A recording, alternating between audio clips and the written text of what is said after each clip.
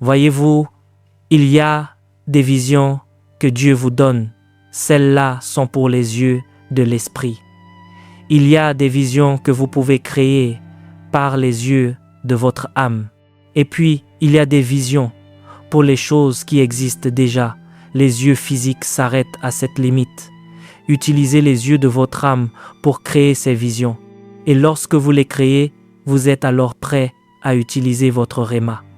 Maintenez cette vision jusqu'à ce qu'elle devienne totalement réelle. Quand elle devient si réelle, rien ne peut vous la ravir, parce que vous l'avez créée. Si elle n'existe pas dans le royaume de l'âme, vous ne la trouverez peu, être jamais dans le monde physique. Exercez-vous à cela. N'attendez pas que Dieu vous donne une vision. C'est en vous.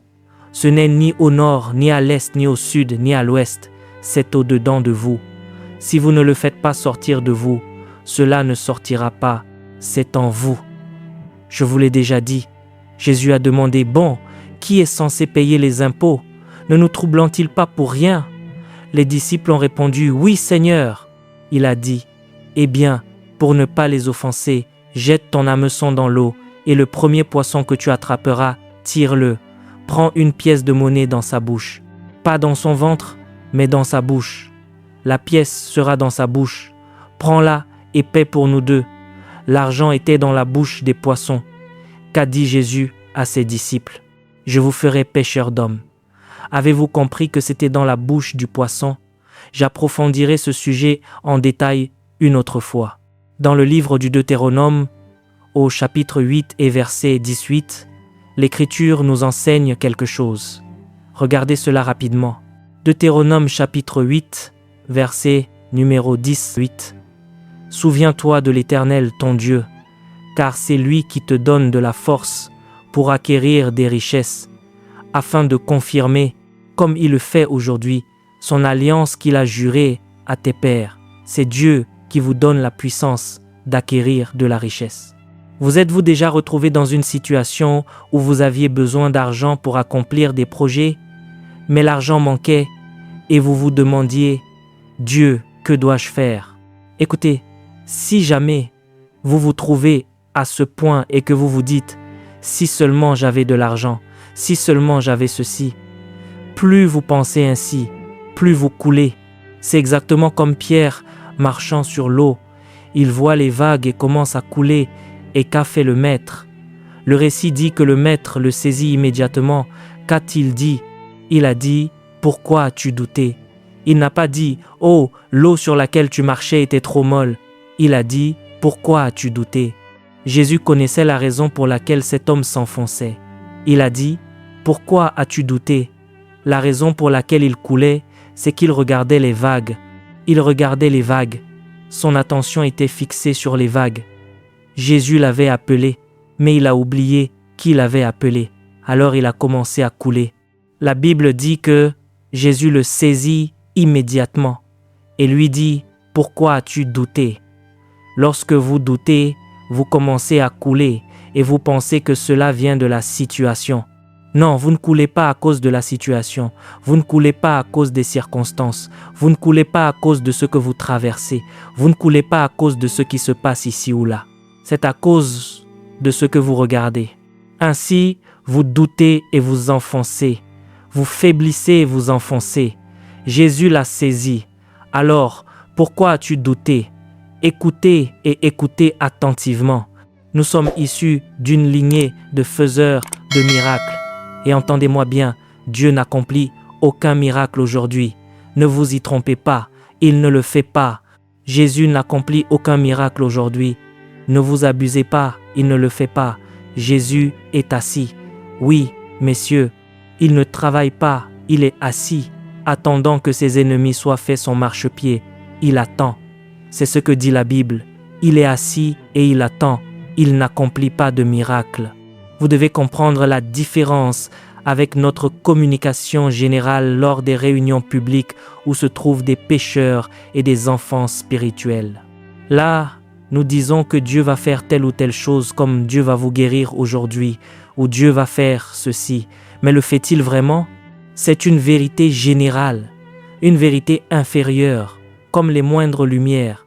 La Bible parle de moindres lumières, et de grande lumière. Avant de poursuivre cette vidéo, j'aimerais vous partager quelque chose d'important. Si vous désirez aller plus loin avec Dieu et découvrir ce qui a réellement fait la différence dans la vie des grands généraux de la foi, je vous invite à vous procurer mon livre « Les généraux de Dieu ». Vous y découvrirez leurs habitudes spirituelles, les secrets de leur consécration, leur parcours, les sacrifices qu'ils ont consentis, comment la puissance de Dieu s'est manifestée dans leur vie, et surtout les principes bibliques que vous pouvez appliquer dès aujourd'hui pour marcher vous aussi dans une relation plus profonde avec Dieu. Le lien se trouve dans la description de cette vidéo. Je suis convaincu que ce livre sera une véritable bénédiction pour votre vie spirituelle. Maintenant, revenons à notre enseignement. C'est une moindre lumière, une vérité inférieure. C'est une vérité certes, mais de moindre importance, car en réalité il n'accomplit aucune œuvre. Il est dans son sabbat. Il est dans son sabbat. C'est ce que la Bible nous enseigne. Il ne travaille pas. Il ne travaille pas. La Bible déclare que toutes les œuvres étaient achevées depuis la fondation du monde. Et Jésus est venu, et la Bible dit, dans le rouleau du livre, il est écrit de moi, je viens pour faire ta volonté, ô Dieu. Puis, la Bible dit qu'il a accompli la volonté de Dieu. Il l'a achevé, puis il est monté au ciel. Il est au ciel. Il n'est pas un faiseur de miracles aujourd'hui. Il l'a été autrefois. Alors, qui accomplit les miracles aujourd'hui? C'est nous. Il nous a envoyés pour agir en son nom. Nous sommes les faiseurs de miracles aujourd'hui. Nous venons de cette lignée de faiseurs de miracles. Donc, aujourd'hui, si vous n'accomplissez pas le miracle, rien ne changera. Vous devez voir ce miracle. Vous devez voir ce changement. Pouvez-vous le voir? Pouvez-vous le voir? Pouvez-vous le voir? Arrêtez-vous. Regardez-moi. Regardez-moi. Laissez-moi vous aider. Puis-je vous aider avec quelque chose? Bonjour. Puis-je vous aider sur ce point? D'accord. Avez-vous déjà vu quelqu'un portant une veste rouge? Combien d'entre vous ont déjà vu quelqu'un avec une veste rouge, un haut rouge, une veste rouge? Combien d'entre vous? Levez la main comme ceci. Regardez autour de vous pour voir qui d'autre a déjà vu une personne avec une veste rouge. Regardez autour de vous pour en être certain. Pouvez-vous voir cela? Bien, laissez-moi vous dire ce que vous venez de faire. Savez-vous ce que vous avez fait? Vous avez utilisé votre pouvoir d'imagination. C'est exactement ce que vous venez de faire. Vous n'avez pas vu les lettres du mot veste rouge. Non, vous avez vu l'image d'une veste rouge et probablement même l'image de la personne qui la portait. Vous avez immédiatement imaginé la veste et son apparence, car je n'ai pas parlé d'une jupe rouge ni d'un pantalon rouge, n'est-ce pas? C'était une veste. Ainsi, vous avez utilisé votre imagination. Donc, même si vous aviez fermé vos deux yeux, vous auriez tout de même vu ce que vous voyez. Ai-je raison? Écoutez, vous pouvez voir avec vos deux yeux physiques. Avez-vous des yeux? D'accord, touchez votre œil que je vois. Très bien, vous le savez. Ces deux yeux ne peuvent voir que les choses qui existent déjà. Ces deux yeux dans votre tête ne peuvent voir que ce qui existe déjà. Me suivez-vous? L'œil que vous venez d'utiliser à l'instant pour regarder dans le passé afin de revoir une veste que vous avez aperçue il y a quelque temps, que ce soit il y a 1 heure ou l'année dernière, les yeux que vous venez d'utiliser sont les yeux de votre âme. Pouvez-vous voir cela? Ce sont les yeux de votre âme. Ils se trouvent dans votre imagination. La pensée, la volonté et les émotions résident dans l'âme. Suivez-vous ce que je vous dis. Si vous manquez cela, il vous faudra être beaucoup de temps pour le comprendre à nouveau. D'accord? Ensuite, votre esprit a des yeux. Ces yeux-là ne voient que ce que Dieu leur montre. Vous ne pouvez pas les utiliser quand vous le voulez, car ils ne sont pas faits pour ce monde. Ils sont faits pour le monde spirituel. Ils voient uniquement ce que Dieu montre, et quand Dieu leur donne la capacité de voir, vous ne pouvez donc pas les activer par vous-même. Cependant, il y en a 2 que vous pouvez contrôler. Les yeux physiques, vous pouvez les ouvrir et voir. Oh, il y a un haut-parleur là-bas. Oh, vous pouvez me voir avec cela. Et vous pouvez tourner la tête pour voir quelque chose là-bas. Vous les contrôlez pour voir ce qui existe déjà. Mais l'œil que vous venez d'utiliser à l'instant, vous pouvez l'employer pour voir le passé, le présent, et vous pouvez l'utiliser pour voir quelque chose qui n'existe pas encore. M'entendez-vous? Écoutez ce que je vous dis, et pourquoi ce que je vous dis est si important. Vous pouvez l'utiliser pour voir ce que vous voulez voir. Ainsi, lorsque vous voyez quelque chose qui ne vous plaît pas, et je parle ici des yeux de votre âme, lorsque vous voyez quelque chose qui ne vous plaît pas, vous changez l'image simplement en changeant vos pensées. Ensuite, vous essayez de nouveau de voir ce que vous désirez voir. Si vous êtes interrompu par une autre image qui ne vous plaît pas, arrêtez-vous, changez à nouveau l'image, puis concevez avec cet œil, dans cette vision de l'âme, ce que vous voulez voir. À présent, lorsque vous la concevez, retenez-la. Si vous aimez ce que vous voyez, concevez ce que vous voulez voir en utilisant ce qu'on appelle votre imagination. M'entendez-vous? Imaginez-le. Concentrez-vous dessus. Dès que cela correspond à ce que vous aimez, retenez-le. Entendez-vous cela? Retenez ce que vous voulez voir. Si vous le souhaitez, vous pouvez écrire ce que vous êtes en train de voir. Vous dites « Je vois ceci » et vous l'écrivez. Puis chaque fois que vous prenez cette note, vous lisez ce que vous avez vu. Ensuite, vous dites « Je vois telle ou telle chose », puis vous continuez à vous concentrer et vous y consacrez du temps chaque jour. Écoutez, si vous faites ce que je viens de vous dire, si vous le faites, cela vous mènera là où Dieu a toujours voulu que vous soyez, un créateur. Avez-vous déjà lu le petit livre intitulé « Récréer votre monde » ? Il y a un peu de cela à l'intérieur, mais ce que je viens de vous dire, ne l'oubliez pas, vous en avez besoin. Si vous apprenez à utiliser cela dans la prière, rien ne pourra vous être refusé. C'est donc ce que je vous disais. C'est l'un des véritables avantages de la prière. La prière nous aide à nous élever pour utiliser les yeux de notre âme afin de créer des visions. Voyez-vous, il y a des visions que Dieu vous donne, celles-là sont pour les yeux de l'esprit. Il y a des visions que vous pouvez créer par les yeux de votre âme. Et puis, il y a des visions pour les choses qui existent déjà. Les yeux physiques s'arrêtent à cette limite. Alors, quand vous priez, utilisez les yeux de votre âme pour créer ces visions. Et lorsque vous les créez, vous êtes alors prêt à utiliser votre réma. Maintenez cette vision jusqu'à ce qu'elle devienne totalement réelle. Quand elle devient si réelle, rien ne peut vous la ravir parce que vous l'avez créée. Si elle n'existe pas dans le royaume de l'âme, vous ne la trouverez peut-être jamais dans le monde physique. Exercez-vous à cela. N'attendez pas que Dieu vous donne une vision. Utilisez votre âme pour créer la vision, votre pouvoir d'imagination et votre capacité créatrice. Votre pensée devrait être semblable à celle de David lorsqu'il dit « Et toi, Salomon, mon fils, connais le Dieu de ton père et sers-le d'un cœur parfait. » Voyez-vous, David est vieux à présent.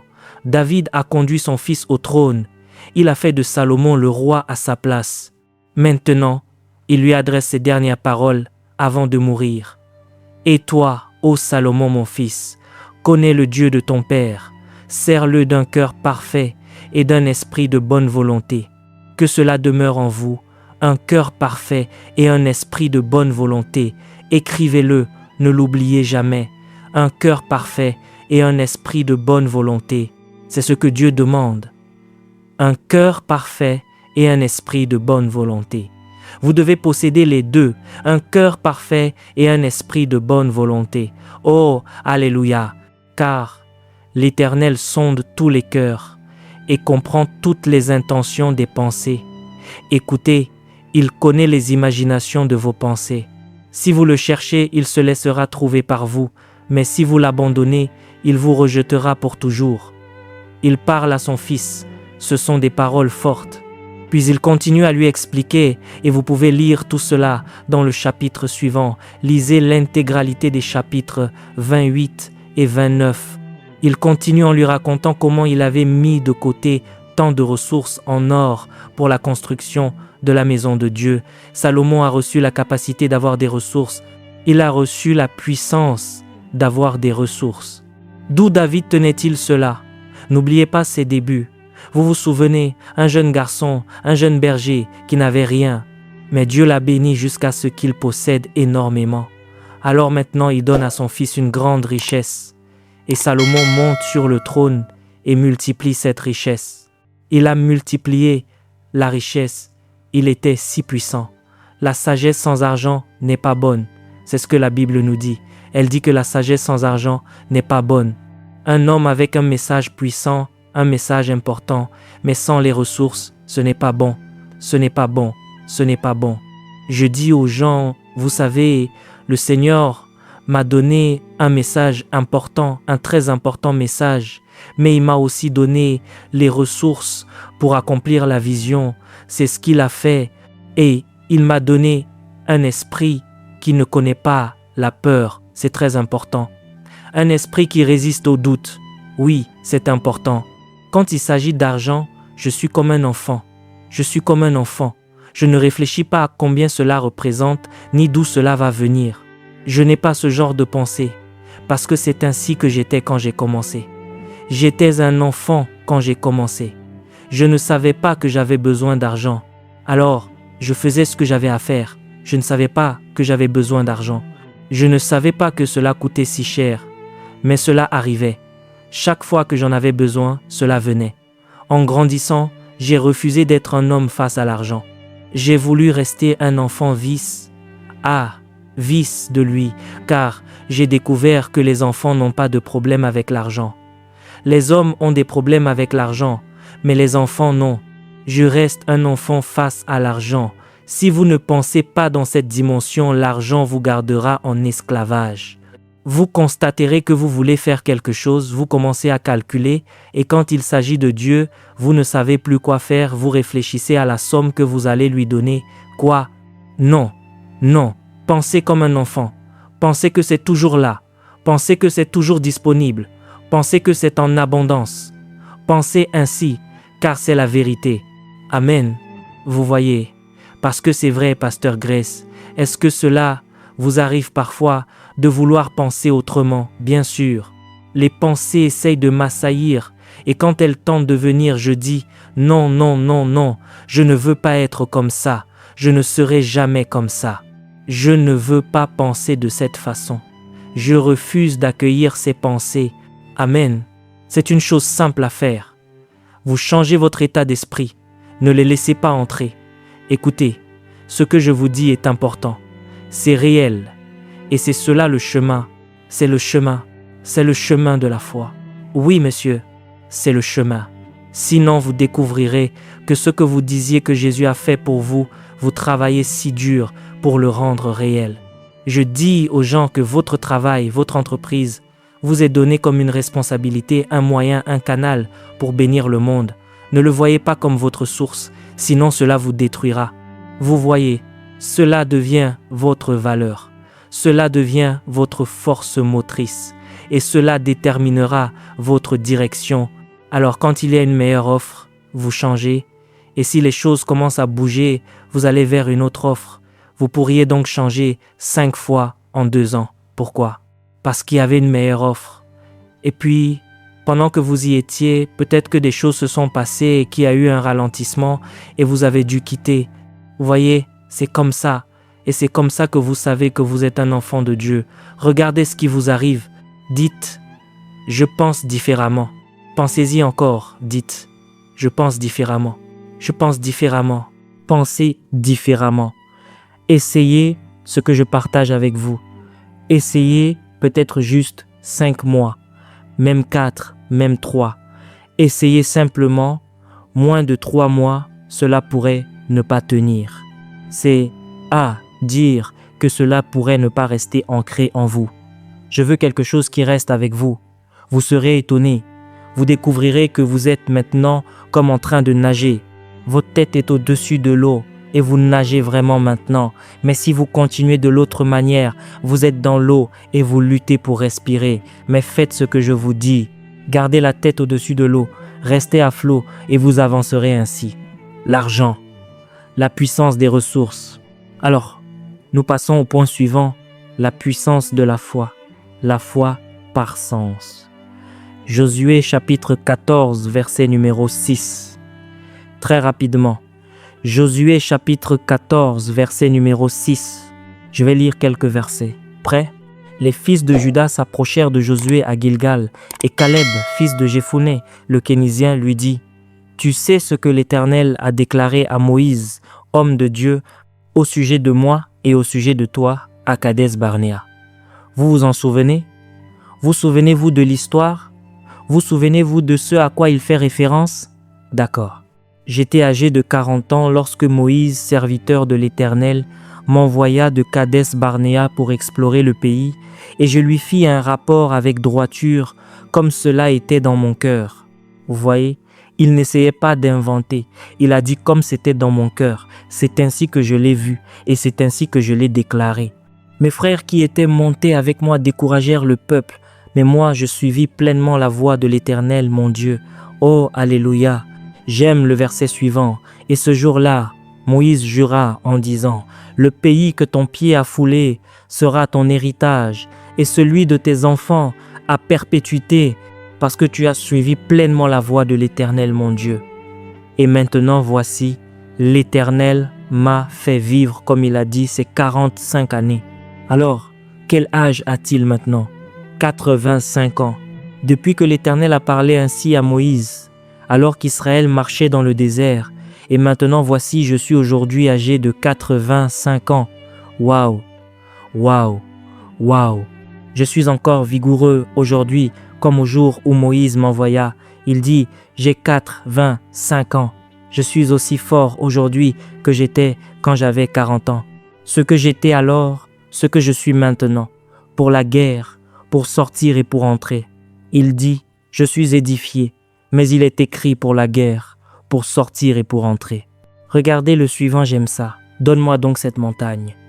Quelle montagne, demande-t-il? Écoutez, les géants dans le pays, les géants dans le pays. Donne-moi donc cette montagne dont l'Éternel a parlé en ce jour-là. Car tu as appris en ce jour-là qu'il y a des Anakim, des géants, et que les villes sont grandes et fortifiées. Si l'Éternel est avec moi, je les chasserai, comme l'Éternel a dit. Alléluia. Si l'Éternel est avec moi, dit-il, c'est tout ce dont j'ai besoin. C'est un lieu de révélation où la parole de Dieu prend vie et où les réalités de l'Esprit sont dévoilées. Notre désir est de vous équiper avec la foi, la sagesse et l'intelligence afin que vous puissiez marcher dans la plénitude du plan de Dieu pour votre vie.